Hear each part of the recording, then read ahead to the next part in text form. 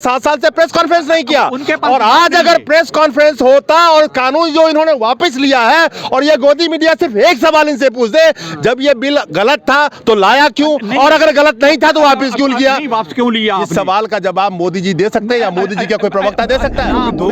धोखा सिर्फ धोखा मिला है चारों तरफ से। धोखा सिर्फ धोखा मिला है, लेकिन सबसे बड़े धोखे का शिकार तो ये गोदी मीडिया हो गई। किस मुंह से वो किसानों के बीच में आके उनके मुंह में माइक लगाती है। और सबसे बड़ी बात, मैंने बहुत सारे गोदी मीडिया के चैनल इसी गाजीपुर बॉर्डर पे घूम रहे हैं, जिनके हाथ में जो माइक होती है उसमें से अपना नाम हटा के वो घूम रहे हैं। कितनी शर्म की बात है देश। आज सवाल यह है कि बहुत सारे गोदी मीडिया के चैनल इनके बीच में आके इनके मुंह में माइक ठूसते हैं, कभी आंदोलन को इलेक्शन से जोड़ते हैं, कभी 5 राज्यों के चुनाव से जोड़ते हैं। हर लोग वो जानते हैं, जो थोड़ा बहुत भी राजनीति में रुचि रखते हैं, कि यूपी से 80 एमपी के सीट्स आते हैं जो किसी भी पार्टी को सत्ता में काबिज करने के लिए बहुत अहम भूमिका निभाती है। और 2024 से पहले ये 2022 जिसके बीच में यूपी आके फंस गया, और जिसकी वजह से मजबूर होके मोदी जी को ये कानून वापस लेने पड़े। लेकिन इन्हीं किसानों को मोदी जी ने संसद में खड़े होके आंदोलन जीवी, और क्या क्या नामों से उन्होंने कहा था। तो क्या बीजेपी सरकार और मोदी जी आज कुर्सी जीवी होने के नाते इस आंदोलन को देखते हुए, अपनी कुर्सी और अपनी हार को देखते हुए, इन तीनों कृषि कानूनों को वापस लेना पड़ा? मेरा सवाल यह है कि सबसे अहम बात मैं आप लोगों से एक चीज़ पूछूंगा कि गोदी मीडिया अगर सिर्फ होती तो आज आप लोगों को खालिस्तानी पाकिस्तानी तो साबित कर ही दिया गया था। लेकिन इसमें सोशल मीडिया का कितना योगदान है, जिसने किसानों की एक एक बातों को दिखाई, और किसानों ने भी अपना चैनल बनाया, फेसबुक पेज हो, यूट्यूब पेज हो। लेकिन अगर आज के डेट में ये सोशल मीडिया नहीं होती और सिर्फ गोदी मीडिया के सहारे होते लोग, तो ये गोदी मीडिया आज किस तरह से गुलामी के जंजीर में खुद बनी हुई है, और किसानों को किस तरह से खालिस्तानी पाकिस्तानी अपने हक की आवाज़ उठाने पे वो कहते हैं, तो क्या किसानों को ये खालिस्तानी और पाकिस्तानी साबित नहीं कर देते अगर सोशल मीडिया आपकी सच्चाई नहीं दिखाती? तो देखो, एक बात तो ये समझ लो कि 1 साल आंदोलन चला, 1 साल में किसान को कई फ्रंटों में लड़ना पड़ा। एक तो भारतीय जनता पार्टी के कार्यकर्ताओं से लड़ना पड़ा, जो अंधभक्त जिन्हें हम कहते हैं। एक जो हमारे देश की मेन स्ट्रीम मीडिया है, उससे सबसे बड़ी लड़ाई करनी पड़ी। और तीसरी मोदी सरकार जो शक्तिशाली सरकार थी, वो हमने शक्तिशाली बनाई थी, उससे लड़ाई करनी पड़ी। और मुझे लगता है कि अन्नदाता सच्चे दिल से और ईमानदारी के साथ बैठा रहा तो उसकी विजय हुई, और विजय भी अभी नहीं हुई। इसे हम कह सकते हैं कि मोदी सरकार को कहीं ना कहीं हमारे संगठन ने, देश ने और यहाँ देश के किसान ने झुकाने को मजबूर कर दिया। इसलिए कानून वापस होगी। आज भी इनके पास दूसरा कोई विकल्प नहीं है, क्योंकि किसान सारे फ्रंटों में लड़ने को तैयार है। किसान धर्मों में नहीं बटेगा। इन्होंने 100 मिसालें दी धर्मों में बांटने के लिए, लेकिन धर्मों में नहीं बटेगा। अब देश एक ही जाति का बना है, वो भी किसान, और इसे अब तक लड़ता रहेगा जब तक कानून वापस नहीं होती। अभी भी मोदी सरकार को कोई भरोसा नहीं है कि कानून वापस करेगी कि नहीं करेगी, क्योंकि कानून पार्लियामेंट में बना है और कानून की बात कैमरे पे करने आया है। तो इस प्रधानमंत्री का देश को ठगने का जो लंबा अरसा रहा है, वो आज किसान विश्वास नहीं कर सकता, क्योंकि धोखा सिर्फ धोखा मिला है चारों तरफ से। धोखा सिर्फ धोखा मिला है, लेकिन सबसे बड़े धोखे का शिकार तो ये गोदी मीडिया हो गई। किस मुंह से वो किसानों के बीच में आके उनके मुंह में माइक लगाती है। और सबसे बड़ी बात, मैंने बहुत सारे गोदी मीडिया के चैनल इसी गाजीपुर बॉर्डर पे घूम रहे हैं, जिनके हाथ में जो माइक होती है उसमें से अपना नाम हटा के वो घूम रहे हैं। कितनी शर्म की बात है। देश का चौथा स्तंभ, जिसका काम था सरकार से सवाल पूछना, लेकिन वो सरकार की जब डुडुगी बजाने लगे, और भारत के जनता के टैक्सों के पैसे से ये गोदी मीडिया को भी पैसे दिया जाता है, चाहे सरकार उनको प्रचार के लिए जो पैसे देती है, लेकिन उसी भारत की जनता को पाकिस्तानी खालिस्तानी बताने में वो पीछे नहीं हटी। तो आज जब जिस आका के शह पे इन्हीं किसानों को खालिस्तानी और पाकिस्तानी कह रहे थे, जब वो आका कहता है कि किसानों को हम समझा नहीं पाए, तो उसके आका ने तो किसान मान लिया, लेकिन उसके जो दलाल थे और जो किसानों को खालिस्तानी पाकिस्तानियों से नवाज रहे थे किसी के शह के ऊपर में, वो आज कहीं मुंह दिखाने लायक नहीं बचे हैं। क्या आज अगर आप लोगों के साथ सोशल मीडिया नहीं होती तो गोदी मीडिया तो आपको खालिस्तानी पाकिस्तानी साबित करके ही दम लेती? सर, गोदी मीडिया जो है, गोदी मीडिया को इन्होंने मोल ले रखा है। उनको पैसे जितने भी हैं, पैसे उनको पेमेंट कर रहे हैं। जब उनको पेमेंट करेंगे तो ये जो बात है वो इन्हीं की बात बोलेंगे।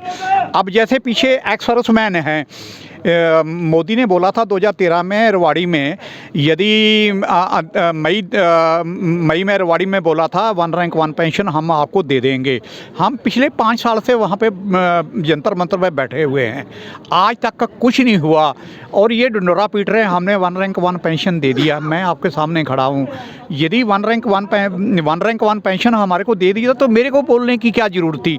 1 रैंक 1 पेंशन का ये है, एक बंदा आप हवालदार है, मैं भी हवालदार हूँ, मेरी 20 साल की नौकरी, आपकी 20 साल की है, मैं एक्स का हूँ, आप वाई के, दोनों को नौकरी छोड़ने के बाद में एक ही पेंशन मिलनी चाहिए। जो सिपाही को जो है उसको 4600 कम मिलती है, तो हवालदार को 5700 कम मिलती है।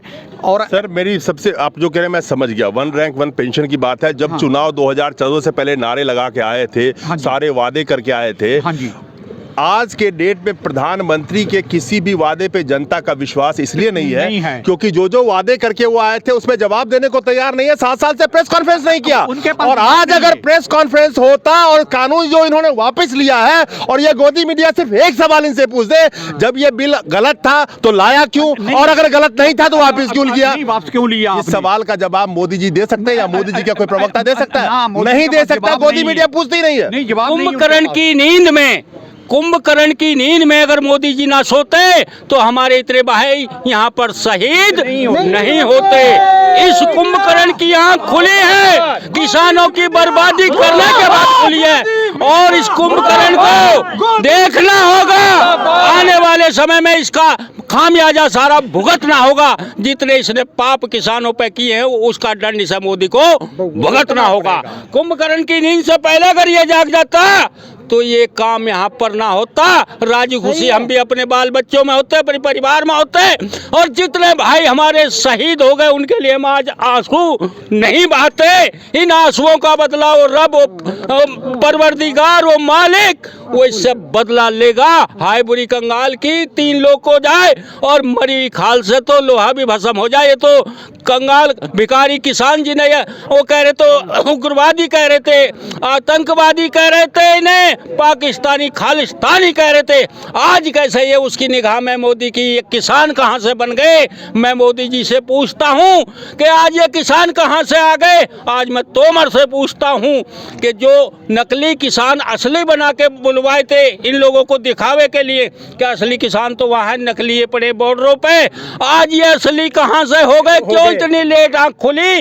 मोदी तेरी आंख लेट खुली है, इसका खामियाजा आपको भुगतना पड़ेगा। एक चीज इन किसानों के समझ में बहुत आराम से आ रही है कि यह जीत कतई नहीं है। उसकी वजह मैं बताता हूं आपको। यह जीत इसलिए नहीं है कि 3 कानून, खुला बाजार, पहला कानून ओपन मार्केट, दूसरा कानून कॉन्ट्रैक्ट फार्मिंग, और तीसरा कानून सरल भाषा में कॉन्ट्रैक्ट फार्मिंग, और तीसरा कानून असीमित भंडारण। 3 कानून ये मोदी जी लेके आए थे। खुला बाजार खुला तो सब दिन से है। किसानों की एमएसपी पे जो खरीदारी नहीं होती है, 5 से 6% खरीदारी होती है, बाकी फसल औंधे पौने दामों पे किसानों के ले लिए जाते हैं, यानी कि लागत से कम मूल्य पे। तो उस ओपन बाजार से किसानों को क्या फायदा? क्योंकि अगर एमएसपी का कानून अगर नहीं आया तो क्या अदानी या अंबानी, जिनके भी साइलोस बन रहे, यानी कि जिनके भी स्टोर बन रहे थे, क्या वो साइलोस बनने बंद हो गए? वो बन ही रहे हैं और बनते रहेंगे। क्योंकि अब क्या होगा कि इन्हीं के फसल को आधे पौने दामों पे वो फिर भी खरीदेंगे, तो फायदा कहाँ है? उसके बाद कॉन्ट्रैक्ट फार्मिंग, यानी कि जो साहूकार सेठ होंगे, चाहे जो भी कॉर्पोरेट हाउस होंगे, इनको कहेंगे तुम फलाना फसल उपजा लो, हम इस रेट पे खरीद लेंगे। उस कॉन्ट्रैक्ट का चिट्ठा क्या होगा, मजमून क्या होगा? अगर वो कल को वो फसल में कमियां निकाल दे कि ये तो फसल खराब हो गया, मेरी जो तय थी मैं तो उस पर लूंगा नहीं, मैं तो इसको 500 रुपये में खरीदूंगा, तय हुआ था 2000 में, तो ये किसान कहाँ जाएंगे? एसडीएम के पास। एसडीएम किसानों की क्या सुनेगा? यानी कि एक जनता की मौलिक अधिकार जो न्यायालय जाने का उसका है, उसको भी इस कानून के तहत छीन लिया गया था। ये आप लोगों को भी समझना पड़ेगा। और तीसरा और अहम, और सीमित भंडारण का ये कानून जो लाया गया, तेलहन दलहन, आज टमाटर आप 80 रुपये खरीद रहे होंगे, बैगन खा के जो गुजारा कर रहे थे वो भी आज के रेट में 50 से 60 रुपये किलो बिक रहा है। आने वाले वक्त में क्या होगा? अगर एमएसपी का कानून नहीं बनेगा तो इन किसानों के लिए जो जहां थे वहीं के वहीं रहेंगे और इनसे उसी आधे पौने दाम पे फसल खरीदता जाएगा। और ये खरीदेगी कॉर्पोरेट हाउस, क्योंकि सरकार कभी भी पूरी एमएसपी पे कभी कुछ खरीदती है नहीं, 5-6% किसानों का खरीद लेगी। तो फायदा क्या होगा जब तक एमएसपी कानून के अंदर नहीं लाया जाएगा। किसान क्या कह रहे हैं, एक आम जनता को भी ये समझना पड़ेगा। किसान कह रहे हैं कि हमारे फसल की एमएसपी न्यूनतम समर्थन मूल्य जो सरकार की कमेटी बैठती है वही तय करती है कि उदाहरण के तौर पे धान के फसल में कितना पैसा लगा, इनकी मजदूरी लगी, इनके इनपुट कॉस्ट लगे। अगर मान लीजिए इनकी कॉस्ट 1000 रुपये लगे सब कुछ मिला के, तो स्वामीनाथन की रिपोर्ट क्या कहती है कि C2 प्लस 50% किसान को मिलना चाहिए। C2 क्या है, C2 में हर चीज़ की कॉस्टिंग ऐड की गई है, यानी कि इनकी फैमिली लेबर भी उसमें ऐड की गई है, खाद बीज के कॉस्ट के अलावा, जो पानी पटाते हैं उसके कॉस्ट के अलावा, यानी कि उसकी कीमत होना चाहिए। C2 अगर 1000 रुपये है उदाहरण के तौर पर, तो प्लस 500 रुपये 50% 1500 रुपये की रेट होनी चाहिए। लेकिन आज जब कमेटी ही MSP तय कर रही है, स्वामीनाथन का रिपोर्ट जो उन्होंने वादा किया था वो तो लागू किया नहीं।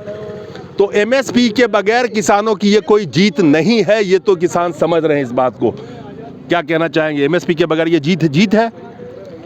झूठों ने झूठों से कहा है सच बोलो। घर के अंदर एक मंडी है, बाहर जाकर फिर भी सच बोलो। इंदौरी साहब ने कहा था MSP पे जब तक जीत होगी नहीं, किसान यहाँ से नहीं हिलेगा। और भारत के ना तो किसी बच्चों का कीन है और ना देश के अन्नदाताओं का कीन है। अगर देश के प्रधानमंत्री किसानों से अगर इतनी हमदर्दी रखते हैं तो कम से कम कोई बहुत बड़ी तो मांगे किसानों की है नहीं, और किसान किसी से भीख नहीं मांग रहा। पहले ये अंधभक्त अपने दिमाग में से बात निकाल दे, किसान किसी से भीख नहीं मांग रहा। किसान आप लोगों को उपजा कर दे रहा है, आप लोगों का घर चलता है। 750 किसान आज तक शहीद हो चुका है। क्या मोदी जी ने उसके ऊपर बात की कुछ? ना जाने कितने आदमी जख्मी हुए हैं, क्या उसके ऊपर कोई चर्चा हुई? अभी टीवी पे आना क्षण भर के अरे भाई साहब, मैं आपको रोकूंगा यहाँ पे, इसलिए रोकूंगा कि आप 750 किसानों की बात करते हैं। किसान भी इसी देश की जनता है। 40 लाख लोगों की जान चली गई इस कोरोना के दूसरे लहर में। ये सरकार छुपाने के ऊपर लगी रही। अलग अलग विशेषज्ञों का ये आंकड़ा है, 40 लाख लोगों की प्राण की चली गई बिना ऑक्सीजन, बिना हॉस्पिटल के। जब उस पे हमारे मोदी जी ने एक शब्द नहीं बोला तो 750 लोगों, इनके लिए क्या चीजें, कुछ भी नहीं इनके लिए। मैं दूंगा एक उदाहरण। 40 लाख जो हमारे देश में लोग गए हैं इस दुनिया को छोड़कर, उनके चरणों को सत सत नमन है। पर उसका गुनहगार भी हमारी भारत की सरकार है। जब जनवरी 2020 में कोरोना पूरी दुनिया में फैल रहा था, हमारे देश के प्रधानमंत्री श्री नरेंद्र मोदी जी MP की सरकार बना रहे थे, MP में सरकार गिरा रहे थे। अगर देश के प्रधानमंत्री चाहते तो हमारे भारत में एक भी कोरोना पेशेंट नहीं आ सकता था। अगर प्रधानमंत्री जी चाहते तो ट्रम्प को नहीं बुलाते, पर उनको तो ट्रम्प के साथ अपनी यारी दिखा। प्रधानमंत्री जी तो एक ही चीज चाहते हैं, एक देश एक ही सरकार, वो बस बीजेपी का हो। एक देश एक PM प्रधानमंत्री जी हर बात में कहते हैं ना, 1 नेशन 1 फलान ढिमकान, तो 1 नेशन 1 PM ही वो चाहते हैं। तो अब ये छोड़ दो, अब प्रधानमंत्री राजनीति ही इस देश में जन कल्याण चीजें नहीं रह गई है। चुनाव जीतने के टाइम पे उससे 1 साल पहले आपको क्या चाहिए, आपको उसका सब्ज बाग दिखाया जाएगा ताकि आपसे वोट लिया सके।